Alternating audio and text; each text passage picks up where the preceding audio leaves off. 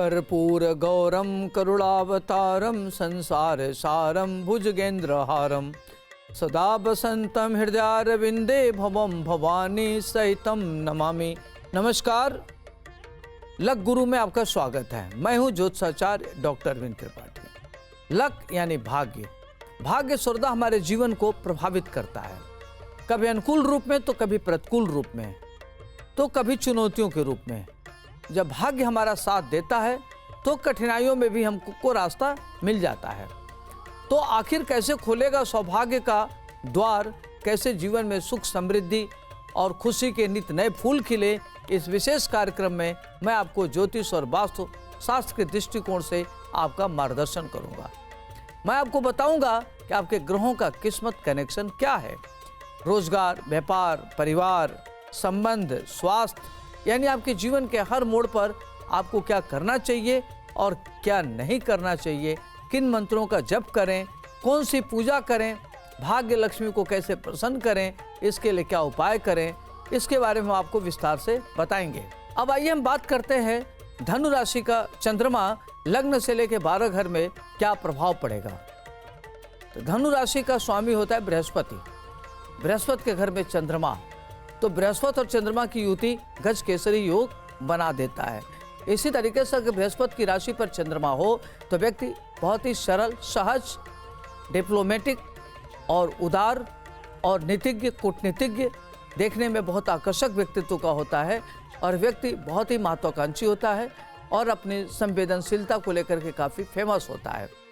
दूसरों के प्रति बड़े संवेदनशील होता है, दूसरों के लिए मददगार होता है, उच्च शिक्षा ग्रहण करता है और व्यक्ति को 10 साल बाद क्या करना और विजन होता है, विजन से अपने लक्ष्य को प्राप्त करता है। चंद्रमा लग्न में होने के नाते व्यक्ति बहुत चिंतित रहता है, छोटी छोटी बात को लेकर परेशान हो जाता है और इसके नाते उसकी करियर प्रभावित होता है। व्यक्ति देखने में बड़ा सुंदर होता है। इस तरह के लोगों को खास तौर से महिला मित्र से दूरी बना के रखना चाहिए। अगर आपका बड़ा लक्ष्य हो तो अपने को एकाग्र होकर के टास्क टारगेट ओरिएंटेड होकर कार्य करना चाहिए। और हमेशा चंद्रमा जब धनु राशि बृहस्पति का घर है, जब बृहस्पति का घर तो व्यक्ति अपने को डिक्टेटर की तरह रहता है। वो किसी का अधीनता स्वीकार नहीं करता, किसी की बात से कन्विंस नहीं होता, अपने को बहुत ज़्यादा एक्स्ट्रा स्मार्ट और एक्स्ट्रा इंटेलिजेंट समझता है। तो ऐसे लोगों को जितना बैलेंस रहेंगे उतना अच्छा रहेगा। अगर जहाँ इनकी बैलेंस नहीं रहा तो इनको काफ़ी दिक्कतों का सामना करना पड़ता है। कई बार ग्रहों की स्थिति थोड़ा सा अगर ठीक नहीं है और ये चाह रहे हैं कि करना, तो इनको ज़्यादा तौर से डिरेल होते हुए देखा गया है। और ग्रहों की पोजीशन बहुत अच्छी है तो इस तरह के लोग देश विदेश की यात्रा करते हैं, बड़े लेवल पर उच्च पद को प्राप्त करने वाले होते हैं, सरकार में महत्वपूर्ण पद प्राप्त करते हैं। प्रशासन में अगर सूर्य बृहस्पति हो तो व्यक्ति न्यायाधीश होते हुए देखा गया है। तो धनु राशि का चंद्रमा लग्न में बहुत महत्वपूर्ण होता है, लेकिन आपको कॉन्सेंट्रेट रहना है, बड़ों की बात मानना है और बड़ों की बात को डिसओबे नहीं करना है।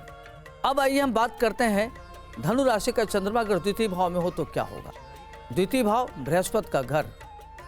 बृहस्पति अध्यात्म का, गुरुता का, इंट्यूशन का कारक होता है और द्वितीय भाव खासतौर से नेत्र का, परिवार का और एक्स्ट्रा करिकुलर का भी कारक होता है।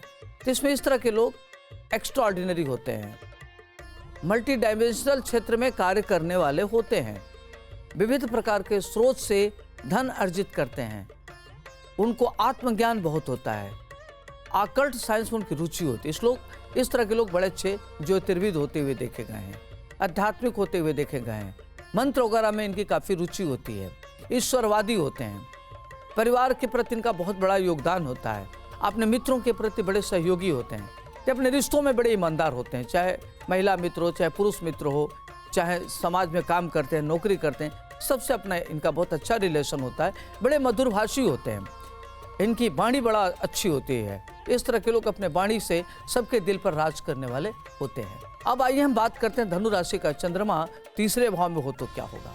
बृहस्पति का तीसरे भाव में होना पारिवारिक दिक्कतों को पैदा करता है। इस तरह के लोग परिवार में इनको काफ़ी संकटों का सामना करना पड़ता है और परिवार में ही इनके खिलाफ षड्यंत्र होता है। माता पिता का इनको सुख मिलता है, भाई इनके सहयोगी होते हैं और ये महत्वाकांक्षी तो होते हैं लेकिन परिश्रम नहीं करना चाहते। तो आगे बढ़ने के लिए परिश्रम की जरूरत होती है, ये परिश्रम से जी चुराते हैं। आज नहीं कल, कल नहीं कल, इसी पर लगे रहते हैं। चंद्रमा का भी नेचर वही है। चंद्रमा भी केवल कल्पना लोक में विचरण कराता है, इमेजिनेशन में चलता रहता है। तो इमेजिनेशन के साथ साथ आपको वास्तविकता धरातल पर भी रहने की जरूरत है। अगर आप हवाई महल बनाएंगे तो कैसे कोई चीज़ मिलेगा। तो ये लोग हवाई महल में ज़्यादा भरोसा रखते हैं। तो कई बार देखा गया कि लोग अपने जीवन में जो लक्ष्य होना चाहिए नहीं पहुंच पाते, जितनी इनकी क्षमता होती है नहीं प्राप्त कर पाते। तो इनको बहुत सीरियस होकर अपने कार्य में लग जाएं तो ये लोग महान उन्नत करते हुए भी देखेगा। अगर इनको चैनलाइज कर दिया जाए तो बहुत आगे बढ़ते हैं। इनको अपने भाई बहन का सुख मिलता है, भाई बहन के बड़े प्रिय होते हैं। अब आइए हम बात करते हैं धनु राशि का चंद्रमा का चतुर्थ भाव में हो तो क्या होगा। चतुर्थ भाव माता का भाव होता है। भृत्य, भृत्य में होता है नौकर, नौकर का भाव होता है। गाड़ी, चतुष्पद वाहन, भूमि, भवन, भवन घर का होता है। भूमि, प्रॉपर्टी, रियल एस्टेट, कृषि भूमि का घर होता है। माता का कारक बृहस्पति मातृ कारक होता है, माता की भूमिका गुरु की तरह होता है। तो इस तरह के बच्चों को जो जिनका धनु राशि का चंद्रमा चतुर्थ भाव में हो, उनकी माँ इनके लिए गुरु की भूमिका में होती है। माँ के द्वारा काफ़ी आगे बढ़ते हैं, माँ से बहुत इन्फ्लुएंस रहते हैं। पिता से इनके अच्छे रिलेशन नहीं होते, पिता से इनके हमेशा वाद विवाद होते रहते हैं। 36 का आंकड़े रहते हैं।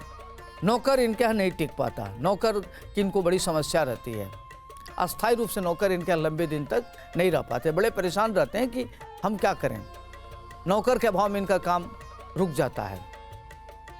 सब कुछ होता है, सुख के संसाधन होते हैं, लेकिन नौकर, गाड़ी अगर होता, गाड़ी में चोट चपेट लग सकती है, गाड़ी से इनको कई प्रकार की घटना दुर्घटना भी होती रहती है। तो देखा जाए तो चौथा भाव माता का सुख, गाड़ी का सुख, नौकर का सुख, ये नॉर्मल हम बहुत अच्छा एक्स्ट्राऑर्डिनरी नहीं कर सकते, लेकिन ये जीवन में महान उन्नत करते हैं, उच्च पद प्राप्त करते हैं, शासन में बड़े पद को प्राप्त करते हैं, राजनीतिक महत्वाकांक्षा इनकी पूर्ण होती है। इनको प्रोफेसर होते हुए देखा गया, वाइस चांसलर होते हुए देखा गया है।